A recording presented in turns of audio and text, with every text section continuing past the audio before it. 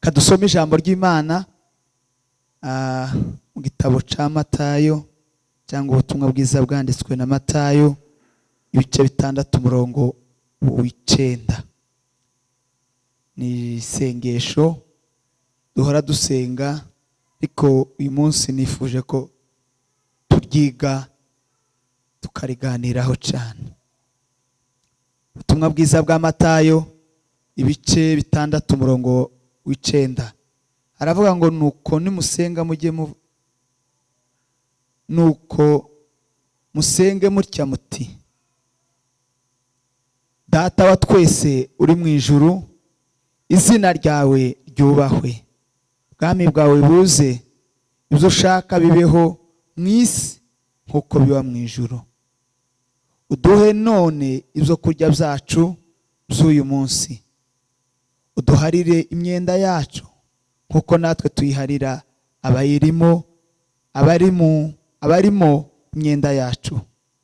Ntuduhane mu bitwoshya, ahubwo dukize umubi, kuko ubwami n'ubushobozi n'icubahiro ari ibyawe none n'iteka ryose. Amen.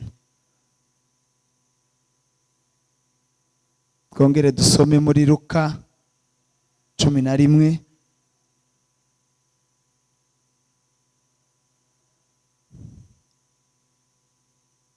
Duhere ku murongo wa mbere. Nuko ari ahantu hamwe asenga arangije, umwe mu bigishwa be aramubwira ati: Databuja, twigishe gusenga nk'uko Yohana yigishije abigishwa be. Arababwira ati: nimusenga mujye muvuga muti: Data wa twese, izina ryawe ryubahwe, ubwami bwawe buze, uko bukeye ujye uduha ibyo kurya byacu by'uwo munsi, utubabarire ibyaha byacu nk'uko natwe duharira abarimo imyenda yacu bose, kandi ntuduhane mu bitwoshya. Amen. Bwana Yesu asifiwe. Nifuje ko tuganira ijambo hejuru yo gusenga. Kumenya gusenga. Bwana Yesu asifiwe. Ntabwo ndi butinde cyane, kuko iri ni isengesho twese tuzi, twize tukiri batoya, tujya dusubiramo kenshi, kandi twarigize nk'iry'abana. Ubu umuntu mukuru tumutoye gusenga, yarangiza agahaguruka akavuga ngo: Data wa twese uri mu ijuru, izina ryawe, twomuseka. Amen. Titwomuseka, twovuga ko yasenze isengesho ry'abana bato, apana nabwo abana bangana na bandabunguye. Oya, n'abana nka ba Yohana bato babiga Sunday school yo hasi, nibo biga gusenga bene iryo sengesho. Amen. Kubera ko twarimenyereye, tuzi ko ari isengesho nyine ry'abana, ariko nashatse ko turiganira, turyinjiremo neza, twumve icyo Yesu yashakaga kubwira abigishwa biwe. Bwana Yesu asifiwe. Ahangaha twasomye ni igihe Yesu muri Matayo, ushaka kubyumva neza wohera ku gice cya 5. Umunsi Yesu yazamukanye n'abigishwa ngo bicara ku musozi atangira kubigisha. Yafashe umwanya muremure wo kubahugura, kubigisha ibintu byinshi. Inyigisho za Yesu nyinshi yazikubiye muri Matayo igice cya 5 kugeza ku gice cya 7. Aho hariho seminari ndende Yesu yigishije abigishwa biwe bari ku musozi bicaye arabaganiriza. Amen. Iyo yabigishije arababwira ngo hahigwa abakene mu mitima yabo, kuko ubwami bwo mu ijuru ari ubwabo. Hahirwa abafite inzara n'inyota, ababwira abahiriwe abari bo. Ngo agereho atangira kubigisha ikintu n'ikindi. Abigisha hejuru yo gusenga, abigisha hejuru yo kudakorera ibintu, kudatanga kugira ngo abantu bakubone, abigisha hejuru yo kutiyemera, yo kutishira hejuru, abigisha hejuru yo kubabarira, abanzi bawe, abigisha hejuru yo kwiyiriza ubusa. Ngo agere kuri iki gice cya 6 murongo wa 9, noneho abigisha gusenga nyako. Amen. Bwana Yesu asifiwe. Abigisha gusenga, arababwira ngo muri Luka yavuze ngo arangije kwigisha, ngumwe mu bigishwa aramubwira ngo databuje, twigishe gusenga kuko Yohana yigishaga abigishwa biyo gusenga. Natwe tujya tubona usenga kandi ugasubizwa. Twebwe ntituzi gusenga, none twigishe gusenga. Bwana Yesu asifiwe. Hari umunsi Yesu yagiye ku musozi gusenga, ajana na Petero na Yohana na Yakobo. Abandi bigishwa basigara munsi y'umusozi. Haza umuntu ufite umwana w'umurwayi, arababwira ngo njya babonana na Yesu, Yesu azasengera abarwayi bagakira. None namwe ubwo adahari, nguyu mwana wanjye nimusengera akire, yatewe n'abadayimoni, baza bamufata bamuteje igicure, ngo rimwe na rimwe bakamuta mu mazi, irindi ngo bakamuta mu muriro, ngo bashaka ko apfa. Ngo baragerageza gusenga ariko umwana ntiyakira.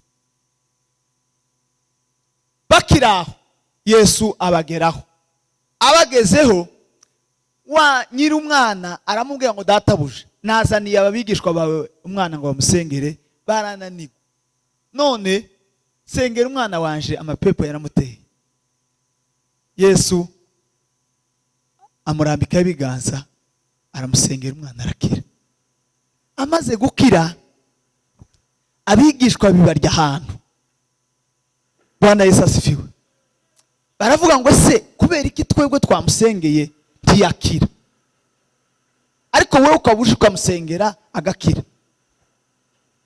Biherereye babaza Yesu, twebwe ko twagerageje ariko ntiyakira, wowe wakoresheje ubuhe buryo kugira ngo akire? Yesu arababwira ngo bene uyu ntakugwamo n'ikindi, unkeretse kwiriza no gusenga. Birabacanga. Amen. Gusenga twasenze ariko ntiyakize. Noneho baza kugira amatsiko y'uburyo ki bazaza basenga, basaba Yesu kubigisha gusenga.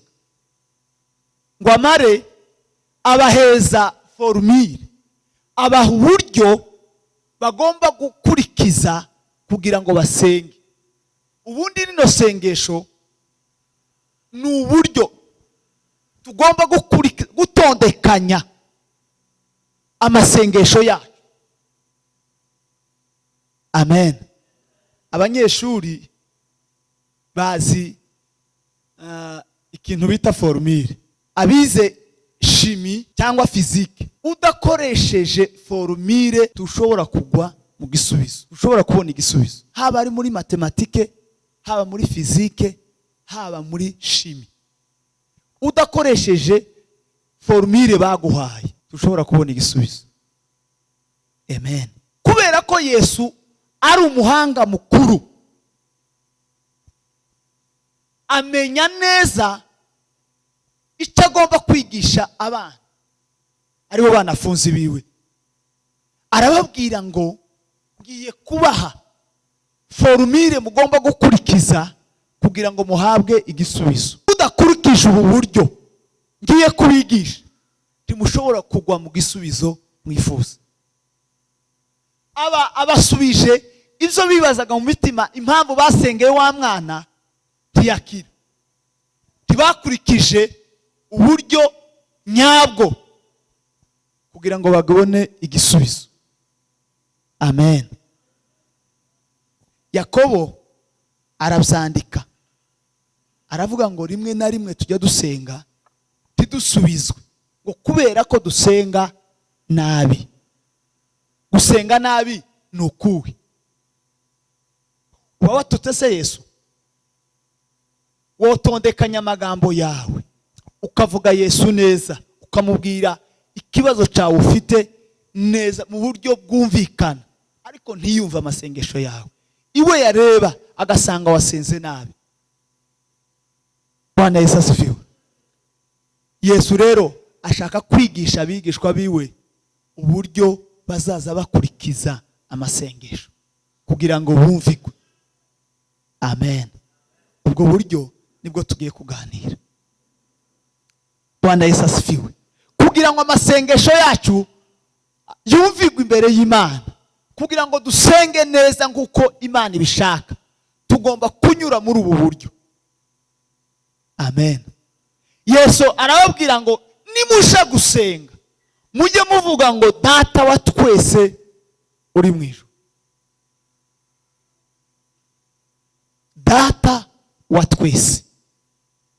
Ijambo data twese turaryumva. Iyo Bibiliya ivuga ngo Data wa twese, biba bivuga iki? Impamvu Yesu yabwiye abigishwa biwe ngo nimuje gusenga ntimukaza muvuga ngo Mana, muza muvuga ngo Data. Yashakaga kubabwira ijambo Data ni ijambo iri gusabanisha na so. Iso ntugira ikintu umuhisha. Icya kabiri, iso uba umwizeye 100% ko ashoboye icyo ugiye kumuha. Urugero, umwana iyo ari iruhande rwa se, umwana mutoya abazi neza ko ntacyo mukoraho ari iruhande rwa se, ntawo mukubita ari iruhande rwa se, ntawo mugirira nabi ari iruhande rwa se. Amen. Abazi ko se ashoboye byose. Niyo mpamvu umwana muzamujana yabona imodoka akama kubwira ngo unibayiye igariye, tazi ko wabuze na sukumu, kubera ko yizeye se, azi ko se afite byose, azamubwira icyo ashaka cyose. Amen. Umwana ntazi ko hariho krize mu nzu. Umwana ntiyomenya ko ise yobura amafaranga, ntibikunda. Uko kwizera umwana yizera se, niko natwe tugomba kwizera Data wa twese. Amen. Tugomba kumenya ko Imana ari Data. Uwo tugiye gusenga, uwo tugiye gusaba ari Data. Data ushoboye byose, Data uzi byose, Data ukora ibikomeye byose, Data utagira ikimunanira na kimwe. Tugiye gusenga dufite iyo mind, dufite ibyo bitekerezo, tukagenda imbere ya Data tuzi ko ashoboye byose, tuzi ko azayumva kandi agirira neza. Nta mubyeyi uzugirira nabi umwana nketse umubyeyi urimo abadayimoni na Satani. Ariko mu miremere Imana yaremye umubyeyi n'umwana, ntabwo umwana yotekereza ko se yomugirira nabi, yotekereza ko se hari icyo yomwima. Ntabwo. Mu mitekerezo y'umwana n'umubyeyi azi neza ko umubyeyi nta kintu yomwima. Amen. Amen. Niyo mpamvu umwana azabohoka kukubwira ikintu icyo ari cyo cyose, nuko azi ko ugishoboye.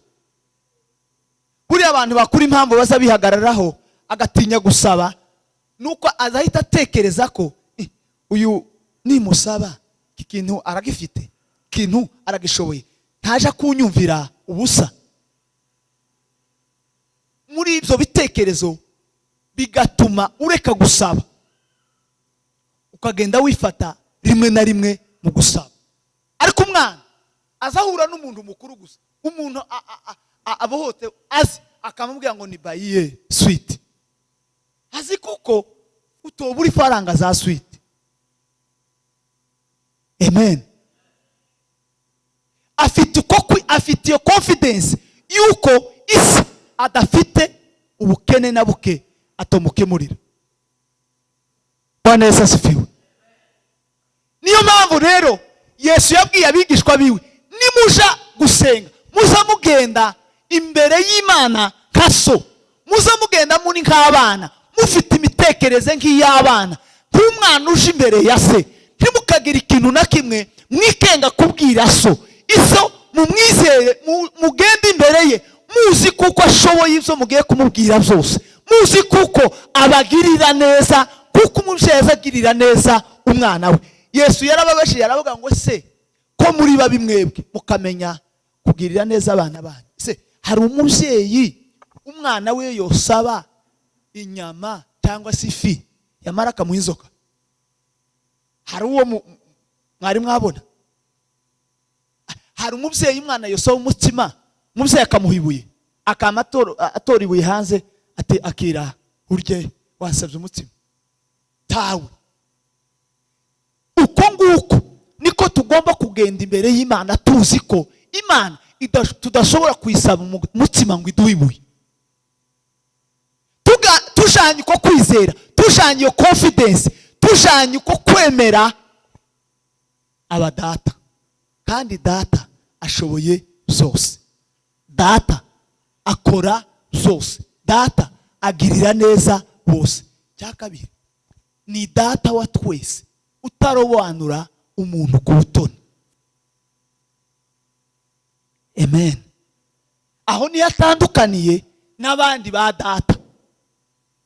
Umubyeyi ashobora kugira abana 10 ariko agakundamo 2 cyangwa 3, akaba ari bo yitaho cyane kuruta abandi. Ariko data wa twese ni data wa twese, utarobanura ku mutoni, utarobanura ku buranga, utarobanura ku bushobozi, utarobanura umuntu aho avuka cyangwa aho yakuriye, utarobanura ku bwenge cyangwa ku buranga. Ni data uzi bose, ugirira neza bose, ukorera bose, wumva bose, witaho bose. Uwo niwe data tugomba kuja gusaba. Nuja gusenga uzujana ibyo bitekerezo kugiye kuri data wa twese. Si data w'abanyamurenge gusa, ni data w'abanyamurenge n'abanyakenya n'abanyafrika n'abisi bose. Amen. Aravuga ngo ikindi muri iryo jambo gusa, ni data wa twese utari mwisi, uri mu ijuru. Amen. Aho yashaka kubabwira iki? Yashaka kubatandukanya n'abandi ba data bo mwisi. Yarimo ababwira adresse, yarimo ababwira aho uwo data aba. Nimuja gusenga muza mumenya ko mugiye gusenga data wa twese uri mu ijuru.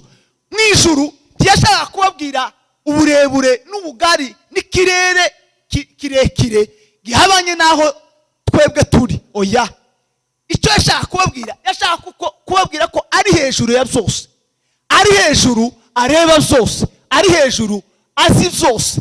Nta na kimwe kimusoba, nta na kimwe atazi, nta na kimwe atareba. Zose abiri hejuru, zose abifite ububasha, zose arabitegeka, zose arabirengeye. Bwana Yesu asifiwe. Ni data wa twese uri mu ijuru, utandukanye n'abari mu isi.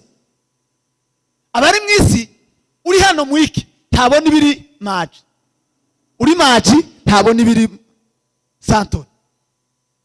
Uri muri Kenya ntabona ibiri muri Afrika y'Epfo, uri muri Afrika y'Epfo ntabona uri muri Zambia. Ariko data ni data wa twese kandi uri hejuru, ari hejuru byose, ari hejuru ya zose, ibikorerwa mu isi zose arabibona gutya kuko ari hejuru. Bwana Yesu asifiwe. Uwo niwe data tugomba kugira gute gusenga. Arababwira rero ikintu cya mbere mugomba kuja, uburyo bwa mbere, formule ya mbere mugomba kwitwaza mugiye imbere y'Imana gusenga. Muza mugenda muzi ko mugiye imbere ya so kandi uri mu ijuru. Bwana Yesu asifiwe. Ijambo rya kabiri, nimumara kumenya ko ari data wa twese kandi uri mu ijuru utegeka byose, ufite ububasha kuri byose, mugende mumubwire ngo izina ryawe ryubahwe. Amen. Aho no kujana ibitekerezo byo kumuramya, apana kujana ibitekerezo byo gusaba, gusabiriza. Nimugera imbere nuja gusenga kugira ngo usenge Imana ikumvire, kugira ngo usenge Imana neza ikumve, jana ibitekerezo tukaje imbere y'Imana gusushanya izawe, ahubwo jana ibitekerezo, genda imbere y'Imana ugiye kuyiramya, kuko niyo ntego yonyine Imana yaturemeye mu isi. Abantu nta kindi yaturemeye kuyihimbaza no kuyiramya. Ugiye kuzuza inshingano waremewe, Imana irakumva. Ariko igiye kinyume n'inshingano Imana yakuremeye, Imana ntikumva. Sizi ko mwumvise. Bwana Yesu asifiwe. Iyo ugiye imbere y'Imana ukazana ibyifuzo byawe, ukagenda ushaka ko ukora, Imana ikora ibyo ushaka, cyangwa ukagenda ushaka kw'Imana ubufasha, ntujane intego y'Imana yakuremeye imbere y'Imana, Imana ntikumva. Imana icyo ishaka ko tuyizana imbere, tugomba kuza imbere y'Imana dushima, duhimbaza. Bwana Yesu asifiwe. Dawidi yarabimenye, amaze kubimenya niwe Imana yakaza yumva gutya. Dawidi niwe wakaza uhamagara Imana, Imana ikamanuka. Bwana Yesu asifiwe. Kubera ko yarazi kuja imbere y'Imana. Arabivuga muri Zaburi 100, aravuga ngo mwishire mu mahema ye, mu bikari bye, ngo mushima munezerewe. Zaburi 100. Reka tuyisome. Bwana Yesu asifiwe. Kubera gutahura ikintu cya mbere agomba kuzana imbere y'Imana, ntagomba kwinjira imbere y'Imana ayisaba imigati n'amafi. Haravuze ngo mwabari mu isi mwese mwe muvugirize Uwiteka impundu, mukorere Uwiteka munezerewe, muze mu maso ye muhimbaza. Bwana Yesu asifiwe. Yesu abwira abigishwa, nimuja gusenga, icya kabiri muzokora, muzaza imbere y'Imana mushima, mumusingiza, muvuga izina ryiwe. Izina ry'Imana ni izina rikomeye, ni izina riruta yandi mazina, ni izina twahereyemo gukirizwamo, ni izina ry'imbaraga. Uryatuye wese abona agakiza. Iryo zina muriramye, murisingize, muhimbaze, uvuge gukomera kw'iryo zina, uvuge guhimbara kw'iryo zina, wamamaze gukomera kw'izina ry'Imana, uvuge ngo Mana, nta rindi zina mu isi no mu ijuru rikwiye kubahwa, n'izina ryawe gusa. Uze mu nzu y'Imana, uze mu maso y'Imana uhimbaza. Bwana Yesu asifiwe. Ariko uko tuza dusenga, uzutangira ngo Mana, ndagushimiye ngo mbabarire ibyaha byanje. Murumva etape yo kwihana ahwiri iri ku ntambwe ya 6 muri gusengesha. Murumva aho Yesu yaje kuvuga ngo musabe imbabazi. Ariko twebwe sizo tuza tubanza, siko ko turiga, ntabwo ndi kubwiriza, ikwigisha. Bwana Yesu asifiwe. icya kabiri yababwiye ngo muze muje imbere y'Imana mushima, uvuge izina ry'Imana, uramye, usingize Imana, ushima Imana, uzi imbere y'Imana ushima, uzi imbere y'Imana unezerewe, uzi imbere y'Imana uvuga imirimo n'ibitangaza yakurize yagukoreye mu mibereho yawe yose. Usingize Imana, nuza mu maso y'Imana uyizana ibyifuzo byawe, utaje mu maso y'Imana uyihimbaza, Imana ndizakumva. Bwana Yesu asifiwe. Bwana Yesu asifiwe. Muze mu maso y'Imana muririmba no mu bikari bye umushima. Mu bikari by'Imana Bibiliya yera ibivuga ko ari bikari. Bikari mu Kinyarwanda ningo hanze gutya, sinzi ukuntu nabivuga. Bikari ni nk'inyuma mu mbarazani gutya, inyuma y'inzu ko iri iwacu twabivugaga. Ariko izindi Bibiliya na Bibiliya ijambo ry'Imana ntabwo rivuga ibikari, rivuga ngo mu rukiko rw'Imana.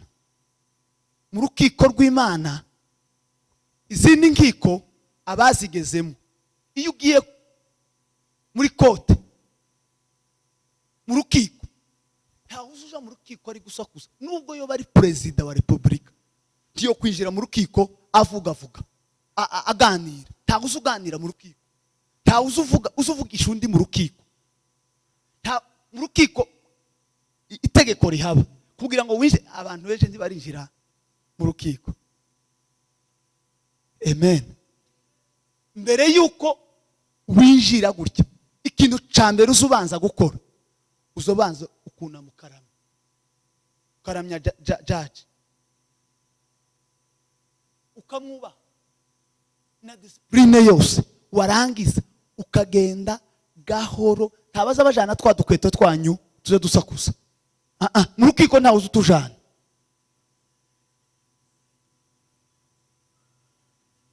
Ntawe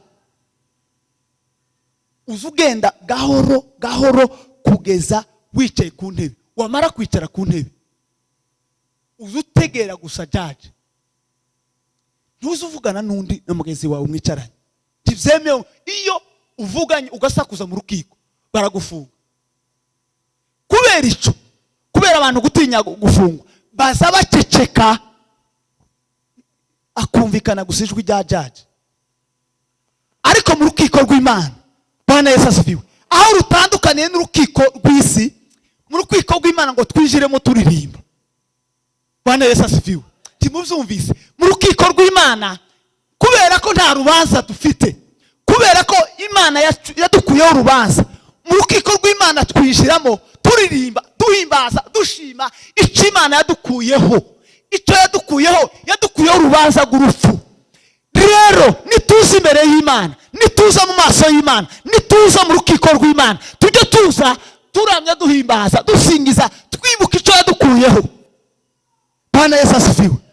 Mu rukiko rw'abisi ubutinya ko icyaha kiguhama ugapfa cyangwa ugafungwa, ariko urukiko rw'Imana twagikuyeho, nta rubanza tugifite. Niyo mpamvu tugomba kwinjira mu bikari by'Imana turirimba,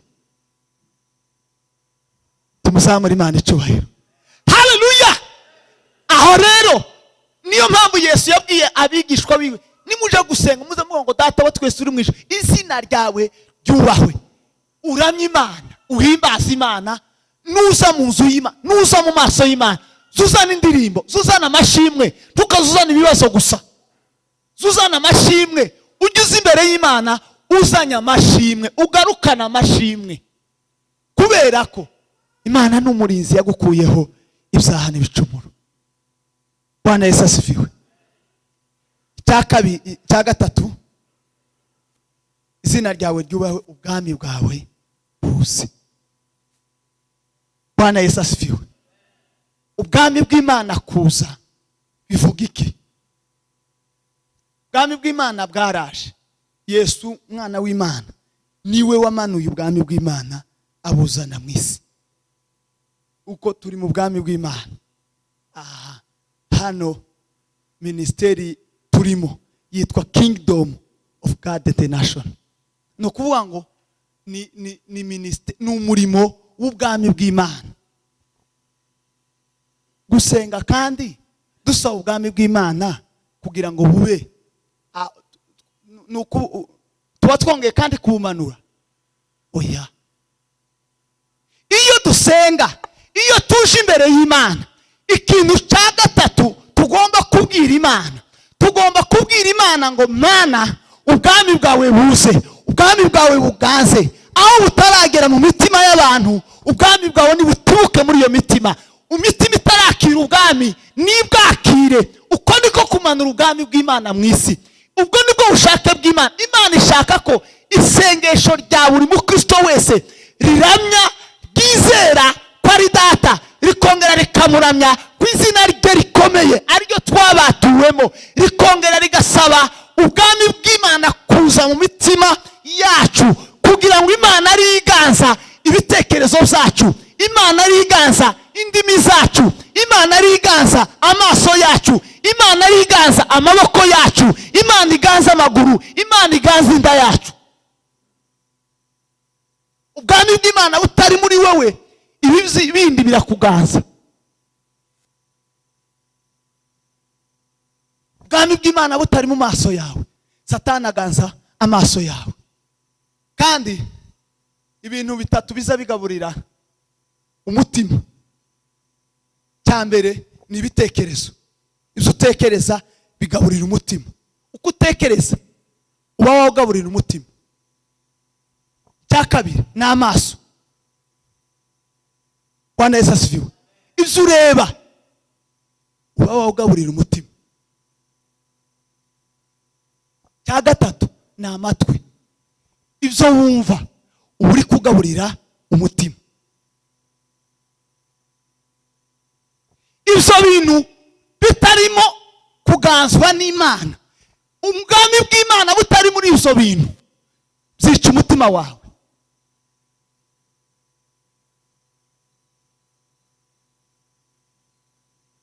Nimba udahamagaye ubwami bw'Imana ngo buze muri wewe, buze mu ngingo zawe, buze mu maso yawe, amaso yawe arebe ibifite umumaro. Amaso yawe, Dawidi yarabise niko habe no muri Matayo biranditse, aravuga ngo ijisho, Yesu ni wowe wifuza, ijisho ngo niryo rigaburira umubiri. Ijisho ry'umuntu ngo niryo rigaburira ingingo zose, niryo rigaburira umubiri. Ijisho ngo rirebye nabi, umubiri urapfa, urangirika. Ubwami bw'Imana butari mu maso yawe, tuzabona ijuru. Yesu rero abwira abigishwa biwe, nimujye musenga, cya gatatu mugomba gukurikiza, muza muvuga ngo ubwami bwawe buze, buganze, buganze mu mitima, buganze mu ngingo zacu zose. Ubwami bw'Imana aribwo butegeka gusa. Ingingo zacu zitegekwe n'ubwami bw'Imana, ibitekerezo byacu bitegekwe n'ubwami bw'Imana, ibikorwa byacu zose tubikore dutegetswe n'ubwami bw'Imana. Ntidukore twikoresha, dukore dukoreshwa n'ubwami bw'Imana. Bwana Yesu asifiwe. Bwana Yesu asifiwe. Iyo dukoze igikorwa, Bwana Yesu asifiwe, dukoze kubw'icubahiro cy'Imana. Ntureba dutanze aya mafu muzana, ukayazana ku rusengero, ukoreshejwe n'Imana, ukoze kubw'ubwami bw'Imana, ugatanga ifu kubw'icubahiro cy'Imana, ugatanga ifu kubwo kugira neza, utekereje Imana. Igikorwa cyose ugikoze kubw'Imana, uhaye Imana icubahiro, uburamije Imana. Bwana Yesu asifiwe. Hari ibintu bitatu bigaragaza neza ko uri gukorera Imana. Gukorera Imana nyako, aho Imana ikurebera, aho Imana igupimira. Imana ntipima kuko abantu tuzo dupima. Oya, twabona utanze ibintu amafaranga menshi, tukavuga ngo uriya muntu azi gukorera Imana. Ariko saha Imana ipimira. Imana ipimira ahantu hatatu. Ahambere, Imana ipimira ko wawe ikorera neza, ipimira mu mutima. Imana ntireba igikorwa, ireba icyagukoresheje icyo gikorwa. Imana Imana yitegereza mu mutima niba ireba ko neza ko wakoreye Imana cyangwa wakoreye Satani. Twebwe twabona ko wakoreye Imana, ariko Imana yitegereza mu mutima ikabona ko wakoreye Satani. Neza sifiwe. Muri icyo gice cya 5 muri Matayo yabigishije ngo kudakora ngo ibintu ngo abantu ngo mu maso y'abantu kugira ngo ushimwe n'abantu. Ugatanga ifu kubera ko uyizanye kwa pastor kugira ngo pastor akubone. Ugatanga amafaranga imbere ya pose kugira ngo apose akubone.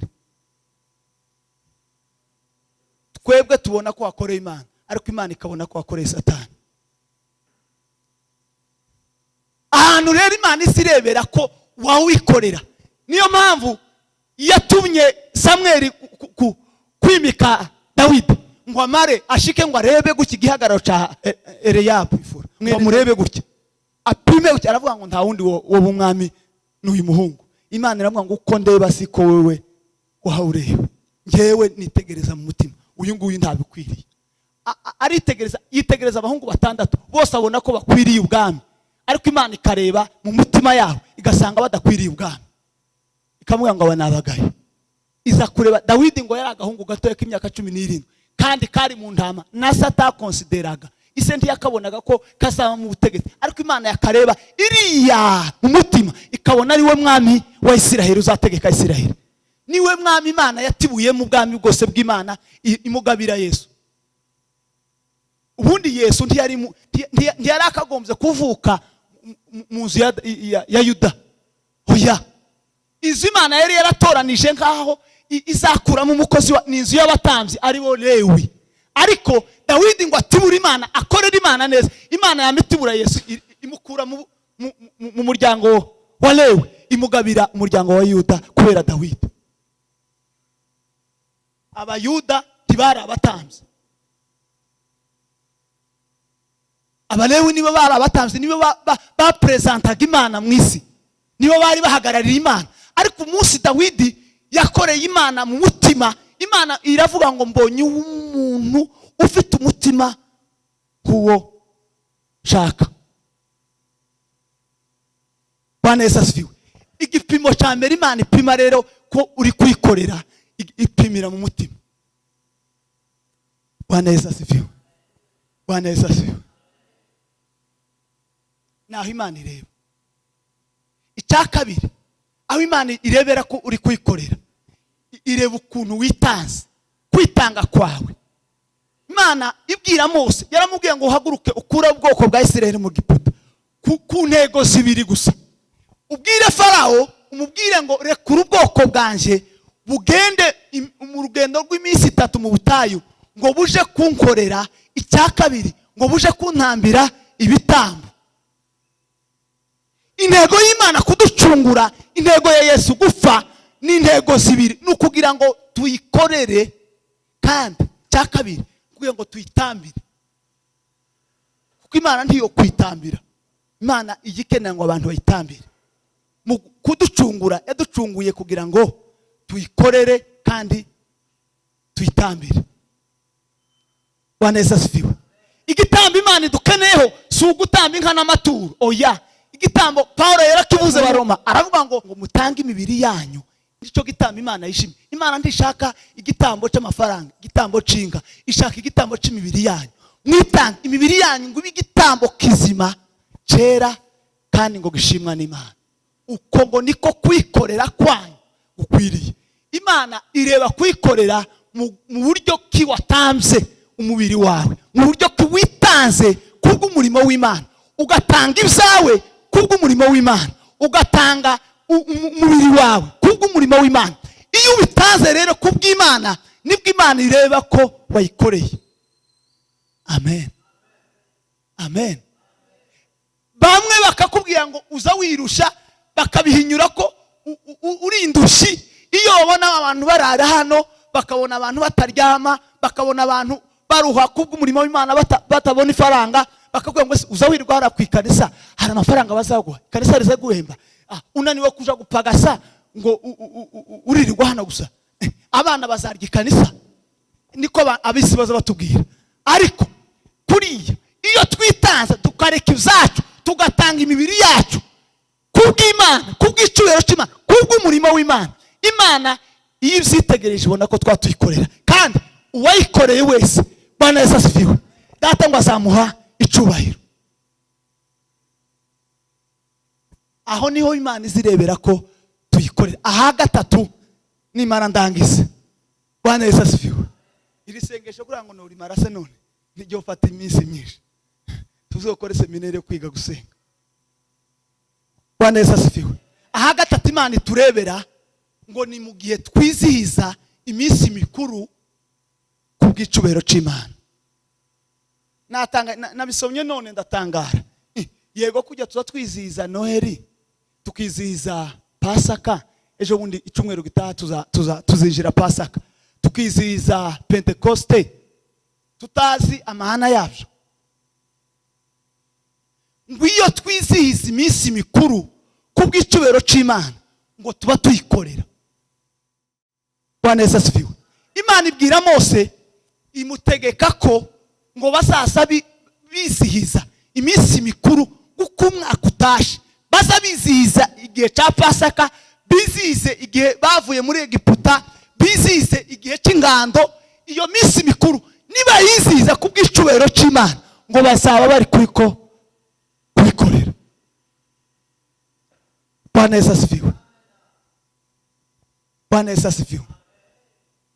Rero iyo duhamagaye ubwami bw'Imana kugira ngo bukorere muri twe, icyo gihe nibwo buduha imbaraga zo gukorera Imana nyabyo. Kuko umuntu uko turemwe mu ntege nkeya zo kudakorera Imana, ahubwo turemye muri matiyere yo kugomera Imana. Niyo mpamvu rimwe na rimwe uzi ukora ikintu utazi ko utarushaka kugikora, ugakora ikibi utifuzaga kugikora, kubera ko uremwe mu bibi, wavukiye mu bibi, wabyawe n'umubi, bituma ukora ibibi utabishaka. Ugomba rero buri munsi gusaba kugira ngo ubwami bw'Imana bukorere muri wewe, aribwo bugukoresha, ntukoreshwe na Satani. Bwana Yesu asifiwe. Tukoreshwe n'umubiri, tukoreshwe n'isi. Ubwami bw'Imana aribwo bugukoresha. Ijambo rya kane aravuga ngo ubushake bwawe bube. Nihuse. Bwana Yesu asifiwe. Nusha gusenga uzugendana icyizere imbere y'Imana, ntubwire Imana ngo ubushake bwanje aribwo buba. Ibyo shaka Imana nibi bikore, kora gutya na gutya, kora gutya na gutya. Biriya tuza tubwira Imana. Niyo mpamvu akenshi tujya twumvigwa. Mujya mubona uko dusenga niko tujya dusubizwa. Dusenga kenshi ariko dusubizwa gake. Nivyo dusubizwa nibijya Imana ihera ababi n'abeza, ivushirije imvura ababi n'abeza. Twese kaduhera gutyo, ukavuga ngo kubera ko wewe wenda urusha ababi gutahura, ugahita umenya ko ari Imana yabikoze, ukaza hano gushima. Ariko atari uko wasenze neza ngo Imana yumve gusenga kwawe, Imana ikabiguhera ubuntu bwayo gusa. Isengesho nyaryo Imana yishimira nukwirekera uruhare, nukwirekera urugamba, nukwirekera ikiwanja, ukabwira Imana ngo Mana izanje nibi, ariko ubushake bwawe ni bube. Ibyo ushaka ku buzima bwanje, ibyo ushaka ku mubero y'itorero, ibyo ushaka ku bana banje, ibyo ushaka ku muryango wanje, ibyo ushaka ku gihugu canje, ibyo ushaka mu isi ya none, ibyo ushaka mu itorero, ari byo biba. Ntibibe uko shaka. Yesu yabwiye Imana, kubera ko Yesu yarazi uburyo bwo gusenga. Ntabwo Yesu yakaza abwira Imana ngo ngo ahita abwira Imana ikibazo. Mwibuka umunsi yahagije abantu 5,000 ngo yafashe umutsima, umugati, arawushimira. Yabwiye ngo Mana manura imigati, mwami Mana yanje we, dore abantu barashonje, bagaburira ubahaza. Byose ngesho Yesu ntiyarisenze. Ngo yafashe umugati arawushimira, aravuga ngo Mana ndagushimiye. Aramya Imana, ahimbaza Imana, avuga Imana, arayihimbaza. Ngo mare kuyivuga, Imana itubura imigati, bararya barasigaza.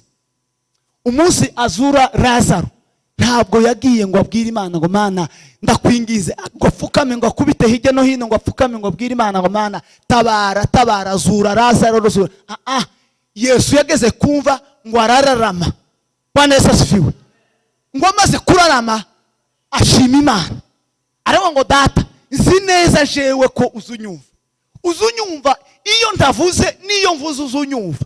Azi neza ko Imana afitiye confidence ko Imana izumwumva. Aravuga ngo data nzi kuko uzunyumva, bikore kugira ngo ababangose babone kuko ari we watumye. Ngo amare ahamagara Lazaro mu izina. Lazaro arazuka.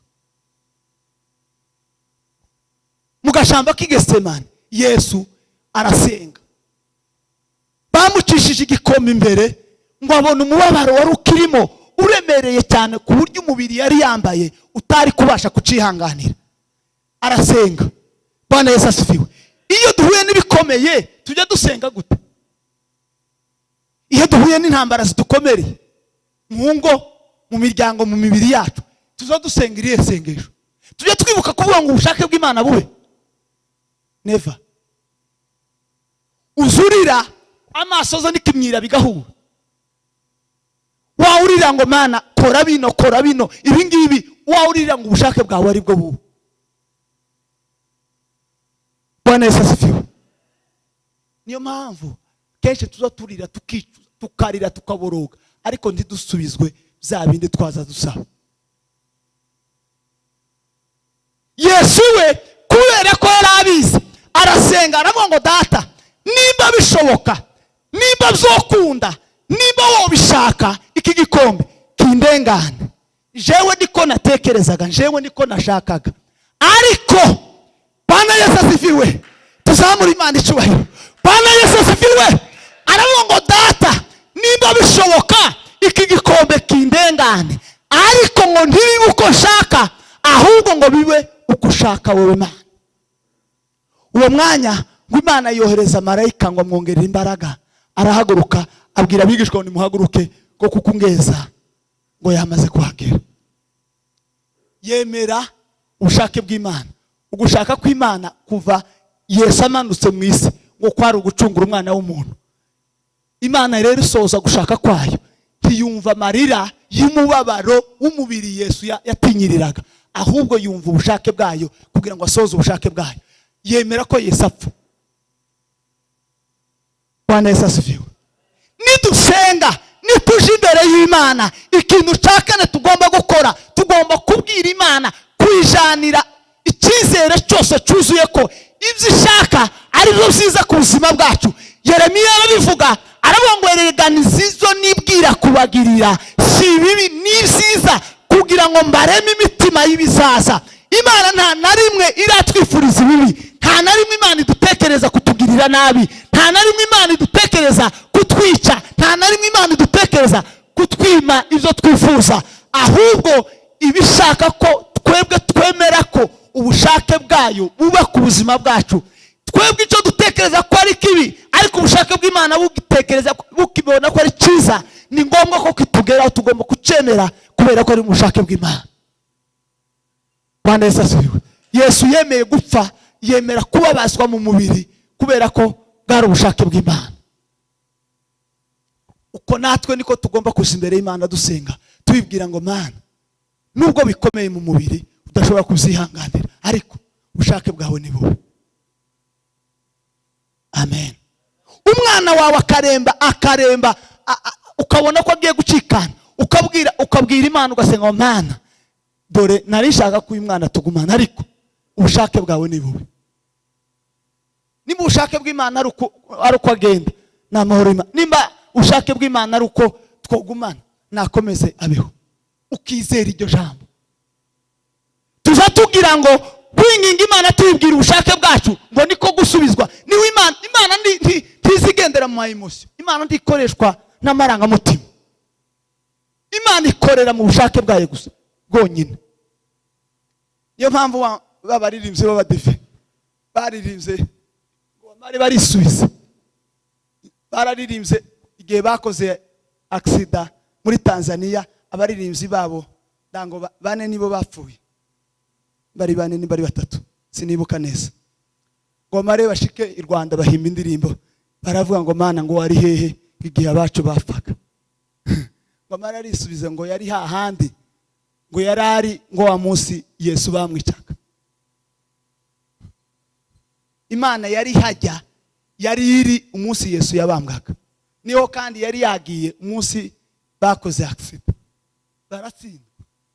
Wobwira Imana ngo wari uri hehe kugira ngo uzago bingereho, ikagusubiza ngo nari ndaho Yesu nari nagiye aho nagiye wa munsi Yesu yabambwaga. Wosubiza gute?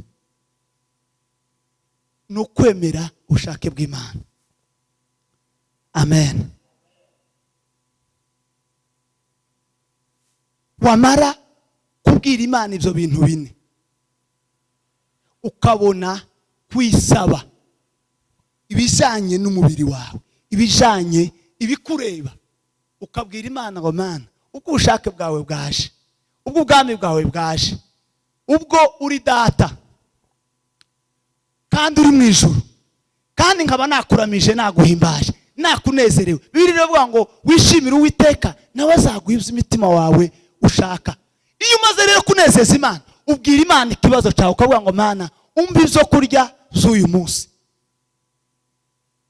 ungaburire uhaze igifu cyaje, ugaburire umutima wanje. Kandi ibyo kurya Yesu yasaba yabigisha gusaba nibyo kurya byo mu buryo bubiri, nibyo kurya bitunga uyu mubiri, ikaba nibyo kurya bitunga umutima, ibyo kurya by'umwuka ariryo jambo ry'Imana. Ugasaba Imana ngo iguhe ijambo ry'uyu munsi rikwirizaho, rikurinda ibyaha, rikurinda gucumura, rikurinda gutemba, rikurinda kuva mu buntu bw'Imana. Ijambo ry'Imana rikaguha imbaraga. Ibyo kurya ubundi icyo bimarira umubiri ni ukuduha imbaraga zo gukura. Amen. Rero uko bukeye nuko bwije, ugomba gusaba Imana ngo iguhe ibyo kurya z'umwuka bikurinda ibyaha, bikurinda amakuba, bikurinda imitego yose ya Satani, bikurinda ujanja wa Shetani. Ukasaba Imana ngo iguhe ibyo kurya by'uyu munsi bitunga uyu mubiri, bituma umubiri ubasha gukora no guhimbaza Imana. Amen. Cyo ni ikintu cya kangahe? Cya gatanu. Ugomba kubwira Imana ngo iguhe ibyo kurya by'uyu munsi.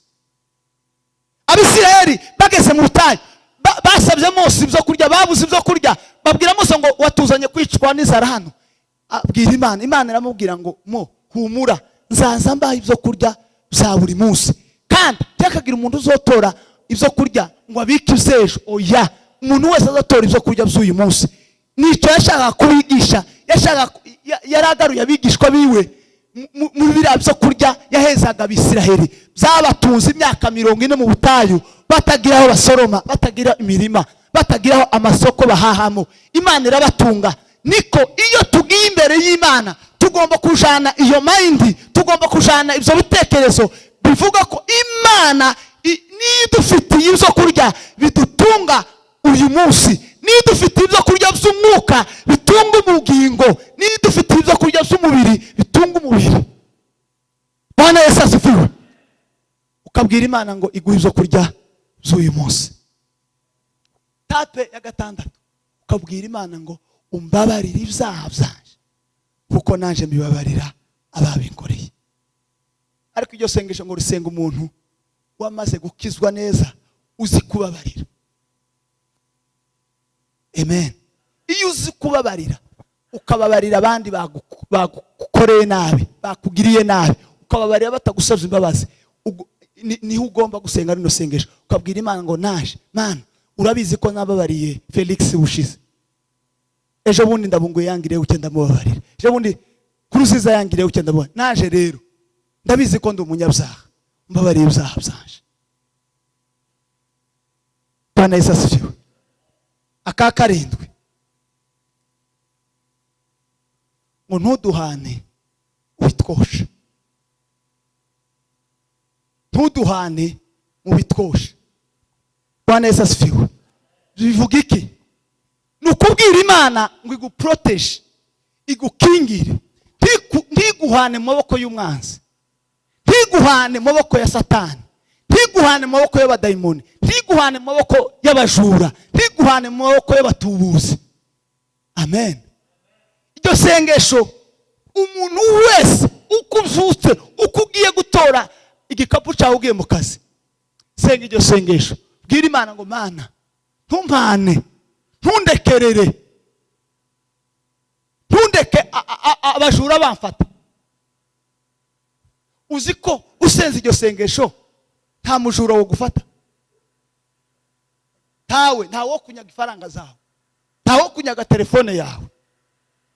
Wabwiye Imana ngo ikurinde ababi, ntiguhane amaboko y'abanzi. Hari Imana izuduhana amaboko y'abanzi kubera ko tutasenze, kubera ko tutayiragije ngo iturinde amaboko y'abanzi, tugahura n'abanzi bakatunyaga bakatugirira nabi. Amen. Akanyuma ndangiza aravuga ngo ahubwo udukize umubi. Nimujya musenga yemwe mwabigishwa, mujye muvuga ngo ijambo rya nyuma ryo kurangiza, ryo gufunika, ryo guhambira aya masengesho yanyu, uzuvuga ngo udukize umubi. Bwana Yesu asifiwe. Imana gusenga Imana ngo udukize umubi ni ukubwira Imana ngo Mana uturinde Satani. Satani niwe Yesu aza gusezera, aje kuja mu ijuru. Yabwiye Imana asengera itorero, asengera abigishwa biwe. N'iryo sengesho yasenze, yabwiye Imana ngo Mana sinsaba kugira ngo bakure muri iyi si, ahubwo ndasaba kugira ngo ubarinde umubi. Imana ndishaka ko tuva mu isi, kuko yadushize mu isi kugira ngo tuyikorere. Utararangiza imirimo yaguhaye, Imana ntifuza na gato ko wopfa. Ariko hari igihe uzupfa kubera ko utasenze ngo Imana igukize umubi. Ibitwosha fashion iratwosha. Niyo mpamvu abakristo benshi bari mu gutembera kuja mu mujyi bakagwira mu mujyi, bagapfira mu mujyi mu mwuka. Bagezeyo babona ibiboshya biraboshya, bagwa mu mosha. Iyo utasenze iryo sengesho ikintu cyose cyokoshya. Iyo umaze gusenga iryo sengesho rero uzuga ngo Mana ubwo ngusabye ngo undinde umubi, ntumpane mu maboko y'abanzi, ntumpane mu winyoshye, ahubwo nkize umubi. Umubi Imana yashaka ko dusenga kugira ngo mudukize ni iyi si, n'umubiri na Satani. Abo nibo banzi tugendana, nibo banzi tugenda batugendaho iteka ryose. Abo banzi udasabye Imana ngo ibakurinde, udasabye Imana ngo ibagukize, ntushobora kubacika, ntaho wabacikira, kuko ugendana n'uyu mubiri, ugendera mu isi. Isi ituwemo na Satani. Udasabye Imana rero ngo ikurinde umubi, umubi aho woja hose yo kubona. Bwana Yesu asifiwe. Nidusenga rero dukurikije izo ngibyo, ukiragiza Imana, ukarindisha ubugingo bwawe Imana, ugasaba Imana kugira ngo ikurinde, apana kurindwa n'ubitekerezo byawe. Ukavuga ngo jewe ndirinda zoza njabuka imodoka ariko zose zajabutse zagiye. Wewe wo kwirinda, bwira Imana ngo undinde. Imodoka zo mu mujyi zazikubana, washizweho n'uburinzi bw'Imana. Nubwo zoza ari zirindwi zikagufatiraho feri, ntacyo woba, kubera ko uri uburinzi bw'Imana. Bene data, uko niko gusenga Nyako Imana yumva. Nubwo buryo bwiza tubuciyemo twogera ku gisubizo byihuta. Dufite amasengesho atangira none. Abaririmbyi mwige gusenga munyuze muri ubwo buryo. Nimusenga mubwira Imana muri izo etape zose, nta kabuza muzumvikwa, nta kabuza Imana izasubiza. Torero mwige gusenga mutaganya, muhimbaza Imana, muvuga gukomera kw'Imana, muvuga ngo ubushake bw'Imana, muhamagara ubwami bw'Imana, mwinginga Imana ngo ibyo kurya bibatunga uyu munsi. Mutima yanyu itungwe n'Imana, iduhe ibyo kurya by'uyu munsi. Nidusenga muri ubwo buryo Imana izadusubiza. Ariko nidusenga muri ubwo buryo tuzaba twasenze nabi. Imana idufashe kandi ijambo ry'Imana tuganze. Amen.